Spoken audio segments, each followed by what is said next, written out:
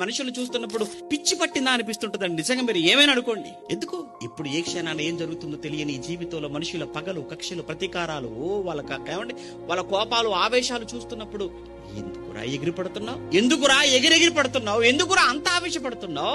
అడుగు స్థలము కోసం, 10 రూపాయల కొరకు, ఒక మందు బాటిల్ కొరకు, ఒక బిర్యానీ ప్యాకెట్ కోసం, చిన్న చిన్న వాటి కోసం చస్తున్నావు, చంపుతున్నావు. ఏమనుకుంటున్నావు జీవితం అంటే? ఇంత చిన్నదా? నీకు ఈ మరణం తర్వాత, ఈ చావు తర్వాత ఏముందో, ఎలా ఉంటుందో అది నీకెవడో చెప్పలేదు. నీకు ఎందుకు చెప్పలేదు? వాడికి తెలియదు. వాడు చదువుకోలేదో చదువుకున్నాడు, కానీ వాడు చదువుకున్న పాఠ్య పుస్తకాలు ఎక్కడా కూడా మరణం తర్వాత ఉన్న సంగతులు ఏంటో ఎప్పుడు చెప్పలే కదా. వీడికి పుస్తకాల కంటే సినిమాలు ఎక్కువైపోయాయి కదా.